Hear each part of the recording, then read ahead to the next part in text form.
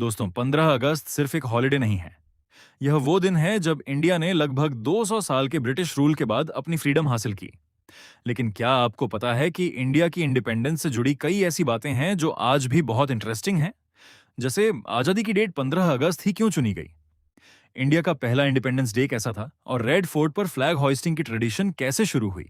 आज की इस वीडियो में हम जानेंगे इंडिया की इंडिपेंडेंस के साथ अमेजिंग फैक्ट्स, जिन्हें जानकर आपको इतिहास एकदम अलग नजर आएगा। तो वीडियो को एंड तक जरूर देखना, क्योंकि आखिरी फैक्ट सबसे इंटरेस्टिंग होने वाला है। फैक्ट एक, आजादी आधी रात को क्यों मिली? दोस्तों, इंडिया ऑफिशियली 15 अगस्त 1947 को इंडिपेंडेंट हुआ, लेकिन पावर ट्रांसफर का हिस्टोरिक मोमेंट 14 और 15 अगस्त की मिडनाइट पर हुआ। इसी समय इंडिया एक इंडिपेंडेंट कंट्री बना और ब्रिटिश रूल ऑफिशियली खत्म हुआ। इस हिस्टोरिक ओकेजन पर जवाहरलाल नेहरू ने अपना famous tourist with destiny speech दिया। यानी जिस समय ज्यादातर लोग सो रहे थे, उस समय इंडिया अपने इतिहास का सबसे बड़ा चैप्टर शुरू कर रहा था। फैक्ट दो, 15 अगस्त की डेट ही क्यों? अब सवाल आता है, 15 अगस्त ही क्यों? दरअसल ब्रिटिश प्राइम मिनिस्टर क्लेमेंट एटली की गवर्नमेंट ने इंडिया को पावर ट्रांसफर करने के लिए जून 1948 तक का समय तय किया था। लेकिन लॉर्ड माउंटबेटन ने पावर ट्रांसफर को काफी पहले करने का फैसला लिया और डेट रखी 15 अगस्त 1947। फैक्ट तीन, पहला इंडिपेंडेंस डे कैसा था?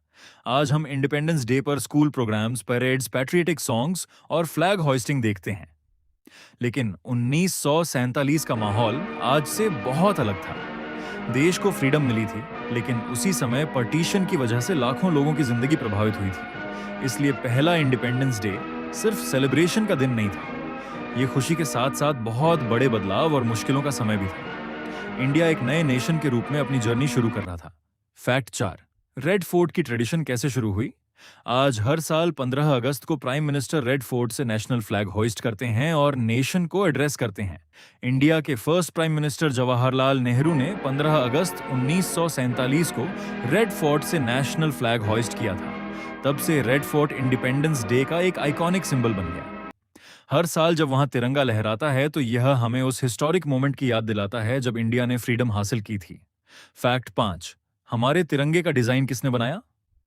अब बात करते हैं इंडिया के सबसे इंपॉर्टेंट सिंबल्स में से एक, नेशनल फ्लैग की। हमारे नेशनल फ्लैग के डिजाइन का संबंध पिंगाली वेंकैया से है, लेकिन प्रेजेंट फॉर्म वाले इंडियन फ्लैग को कॉन्स्टिट्यूएंट असेंबली ने 22 जुलाई 1947 को अडॉप्ट किया था, यानी इंडिपेंडेंस से कुछ ही दिन पहले। तिरंगे के 3 कलर्स और बीच में अशोका चक्र इंडिया की आइडेंटिटी का इंपॉर्टेंट हिस्सा बन गए। आज दुनिया में कहीं भी तिरंगा दिखाई दे तो हर इंडियन के लिए उसमें एक अलग ही इमोशन होता है। 15 अगस्त 1947 सिर्फ एक एंडिंग नहीं थी, यह इंडिपेंडेंट इंडिया की शुरुआत थी। उस दिन से इंडिया को अपने फ्यूचर का फैसला खुद करना था। इनमें से आपको कौन सा फैक्ट सबसे ज्यादा सरप्राइजिंग लगा?